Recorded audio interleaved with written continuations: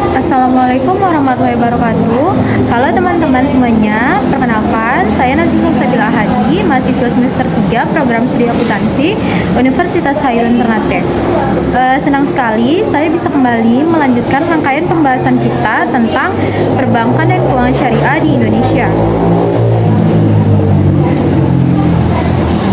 Oke teman-teman, di 4 bagian sebelumnya ini tuh kemarin itu kita udah bahas tentang berbagai fondasi penting yang membentuk ekosistem keuangan syariah, mulai dari dasar-dasar teori keuangan, terus kita masuk ke perkembangan praktik perbankan syariah di Indonesia, dilanjutkan dengan peran infrastruktur digital serta fungsi lembaga dan industri pendukung dalam memperkuat perkembangan sektor ini. Nah, melalui 4 pembahasan yang kemarin itu, kita udah melihat bahwa betapa kompleksnya dunia keuangan dan perbankan syariah. Kita belajar bahwa semua sistem keuangan yang kuat itu tidak mungkin berdiri sendiri. Diperlukan fondasi yang jelas, pelaku industri kompeten, infrastruktur yang memadai, serta kolaborasi antara lembaga yang terstruktur. Nah, jadi di video kali ini kita bakalan memperluas perspektif kita. Kita tidak hanya berbicara tentang bank syariah aja, tetapi juga tentang peran bank sentral khususnya Bank Indonesia setelah hadirnya lembaga baru yang bernama OJK atau Otoritas Jasa Keuangan. Topik ini penting banget untuk dibahas karena perubahan peran Bank Indonesia sejak beroperasinya OJK membawa dampak besar bagi seluruh sektor keuangan, termasuk perbankan syariah. Transformasi ini tuh mempengaruhi stabilitas ekonomi, sistem pembayaran, pengawasan perbankan, hingga kebijakan moneter ke depannya. Melalui pembahasan ini, saya harap teman-teman bisa memahami bagaimana BI dan OJK ini tuh bekerja sama, bagaimana pembagian peran itu terjadi, dan dampaknya bagi kita sebagai masyarakat maupun industri keuangan syariah.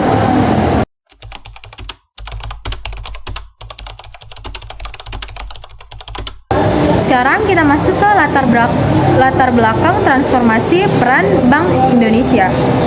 Untuk memahami perubahan peran Bank Indonesia, kita perlu kembali melihat posisi BI sejak awal berdirinya. BI ini tuh berdiri pada tahun 1953 sebagai Bank Sentral Indonesia. Sejak saat itu, BI memiliki peran besar dalam menjaga stabilitas ekonomi nasional. Bukan hanya untuk mengatur kebijakan moneter dan nilai tukar, tetapi juga mengawasi perbankan secara langsung. Namun seiring berjalannya waktu, sistem keuangan Indonesia ini tuh semakin berkembang.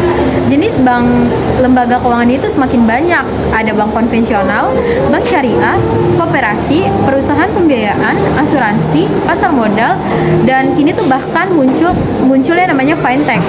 Kompleksitasnya tuh makin meningkat dan resiko sistem keuangannya tuh menjadi lebih beragam. Dalam kondisi seperti ini, satu lembaga saja tuh tidak cukup untuk menjalankan semua fungsi, yaitu seperti mengatur kebijakan moneter, menjaga stabilitas nilai tukar, menjaga sistem pembayaran, sekaligus mengawasi seluruh lembaga keuangan. Oleh karena itu, dibutuhkan pembagian tugas yang lebih fokus dan terstruktur. Inilah yang kemudian melahirkan OJK atau Otoritas Jasa Keuangan.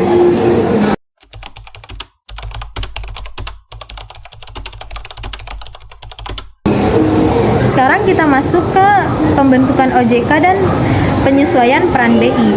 OJK atau Otoritas Jasa Keuangan ini dibentuk pada tahun 2011 dan mulai beroperasi penuh sekitar 2013. Lembaga ini mengambil ahli fungsi pengawasan sektor jasa keuangan yang sebelumnya ini dilakukan oleh Bank Indonesia dan Bapepam LK.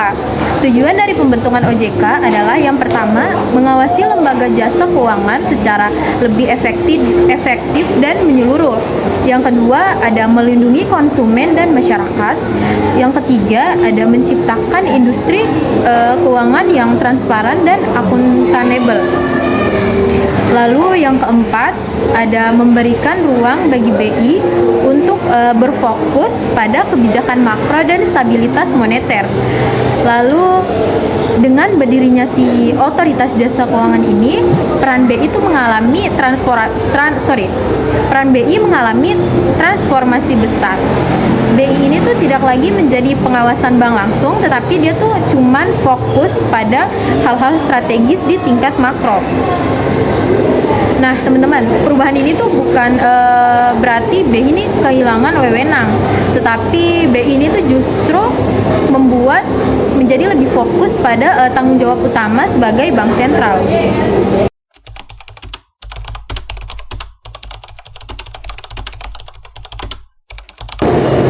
Oke teman-teman, sekarang kita masuk ke peran Bank Indonesia setelah OJK beroperasi. Peran Bank Indonesia ini tuh cukup signifikan. Ada 3 peran utama yang menjadi fokus utama BI. Nah, 3 peran utama ini, yang pertama ada menjaga stabilitas moneter. Kita masuk ke ini dulu. Yang pertama, stabilitas moneter adalah kemampuan BI menjaga agar harga-harga barang dan jasa tidak mengalami lonjakan atau penurunan yang tajam. Caranya adalah melalui penetapan suku bunga acuan, mengatur jumlah uang yang beredar, terus intervensi di pasar valuta asing, lalu ada juga inflasi yang stabil. Ini tuh akan menciptakan kenyamanan bagi masyarakat dan pelaku usaha dalam membuat keputusan ekonomi. Oke, yang kedua ini tuh ada menjaga stabilitas sistem pembayaran di era digital. Sistem pembayaran sekarang itu tuh semakin bervariasi. Nah, teman-teman, BI ini tuh berperan dalam memastikan bahwa seluruh transaksi ini tuh berlangsung dengan aman, cepat, dan efisien. Nah, transaksi-transaksi seperti menggunakan kris, terus BI Fast, clearing otomatis, transaksi antar bank. Nah, lalu ada juga keamanan dalam transaksi digital. Yang selanjutnya ada menjaga stabilitas sistem keuangan. Ini adalah salah satu peran BI yang paling krusial. Fungsinya adalah memastikan sistem keuangan Indonesia tidak rentan terhadap krisis. BI ini tuh dia memantau likuiditas perbankan, resiko kredit secara rasional, resiko global, lalu aliran dana internasional, dan kesehatan ekonomi makro. Nah, teman-teman, jadi jika ada potensi resiko yang bisa mengganggu sistem keuangan, si BI ini tuh langsung turun mengambil kebijakan untuk meredamnya.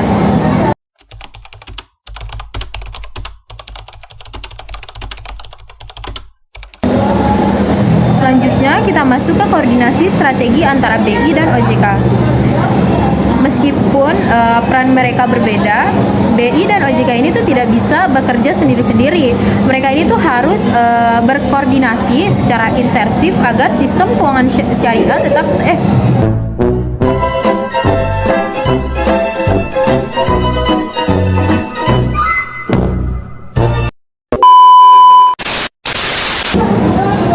Sekarang kita masuk ke koordinasi strategis antara BI dan OJK. Meskipun peran mereka berbeda, BI dan OJK tidak bisa bekerja sendiri-sendiri. Mereka ini tuh harus berkoordinasi secara intensif agar sistem keuangan tetap stabil. Ada beberapa forum koordinasi yang rutin dilakukan, seperti KSSK, yaitu Komite Stabilitas Sistem Keuangan, Forum Kebijakan Moneter dan Keuangan, Forum Mengatur Sistem Pembayaran. Nah, teman-teman, dari koordinasi-koordinasi tadi ini tuh penting banget karena kebijakan moneter BI ini tuh dapat berdampak besar terhadap lembaga keuangan yang diawasi oleh OJK. Sebaliknya pula, hasil pengawasan dari OJK ini tuh juga berpengaruh pada stabilitas sistem keuangan yang menjadi perhatian BI.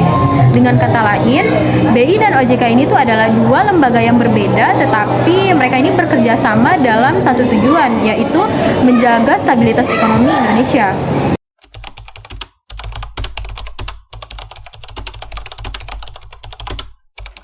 Selanjutnya kita masuk ke dampak transformasi ini terhadap sektor perbankan.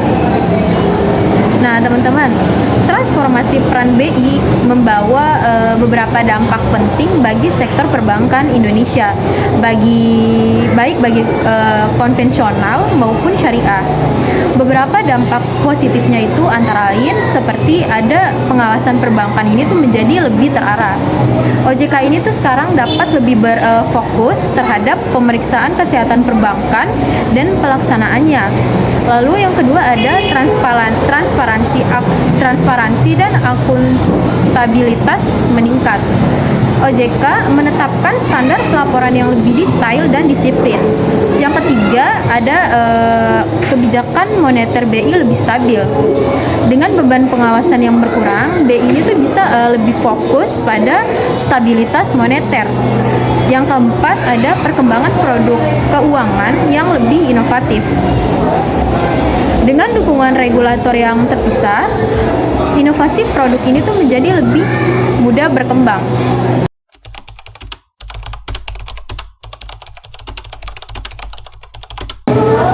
Selanjutnya kita masuk ke tantangan BI dan OJK pasca transformasi peran. Teman-teman, tentu aja perubahan besar ini tuh menjadi membawa tantangan baru. Ada beberapa tantangan yang muncul seperti perkembangan teknologi ini tuh yang sangat cepat. Ada fintech, kripto, blockchain dan berbagai inovasi digital lainnya tuh menuntut perubahan regulasi yang cepat. Yang kedua ada resiko sistemik yang meningkat. Mobilitas modal global yang sangat tinggi. Kesalahan kebijakan bisa memicu gejolak ekonomi. Yang ketiga ada koordinasi yang harus konsisten. Teman-teman, jika BI dan OJK ini tidak selaras, stabilitas keuangannya ini tuh bisa terganggu. Selanjutnya ada tantangan yang keempat yaitu kebutuhan SDM yang kompeten. Diperlukan talenta yang menguasai ekonomi, keuangan, teknologi, dan syariah.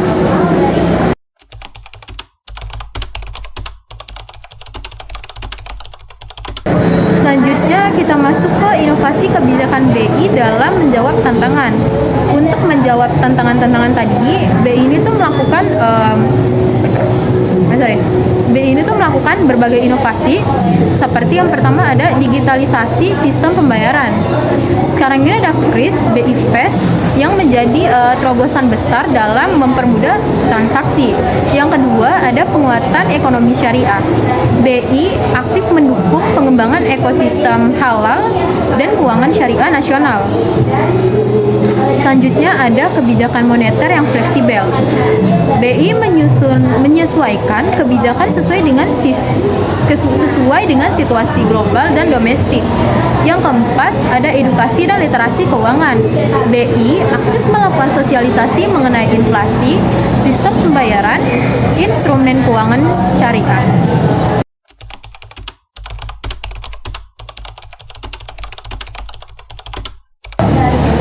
Teman-teman, selanjutnya kita masuk ke dampak transformasi peran BI terhadap perbankan syariah. Perubahan peran BI juga memiliki dampak yang signifikan terhadap perbankan syariah. Beberapa dampaknya yaitu seperti ada penguatan stabilitas keuangan nasional, memberikan ruang bagi bank syariah untuk berkembang. Lalu ada pengawasan OJK, memastikan kepatuhan syariah lebih terjamin. Terus dukungan BI terhadap digitalisasi ini tuh membuka peluang fintech syariah. BI juga aktif mendorong ekosistem keuangan syariah secara menyeluruh. Teman-teman, hasilnya bank syariah sekarang tuh menjadi memiliki ekosistem yang lebih kuat, stabil dan kompetitif.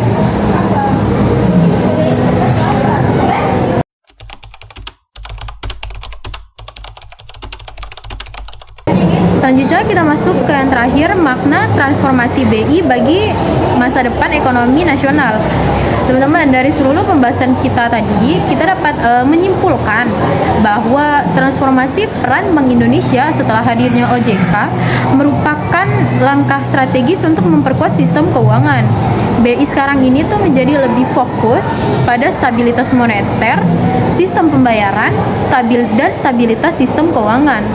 Sementara itu, OJK ini tuh sekarang mengambil ahli pengawasan lembaga keuangan. keduanya tuh harus saling bekerja sama secara sinergis untuk menjaga kepercayaan publik dan stabilitas ekonomi. Nah, dari transformasi ini juga berdampak positif bagi perkembangan perbankan syariah di Indonesia. Dengan kolaborasi yang kuat, inovasi yang berkelanjutan, dan dukungan dari masyarakat, kita ini tuh bisa mewujudkan sistem keuangan yang lebih stabil, inklusif, dan berdaya saing di masa depan. Terima kasih telah menyimak pembahasan ini sampai selesai. Semoga dengan video ini bisa bermanfaat dan membantu teman-teman memahami peran penting Bank Indonesia dalam ekosistem keuangan di Indonesia saat ini. Wassalamualaikum warahmatullahi wabarakatuh.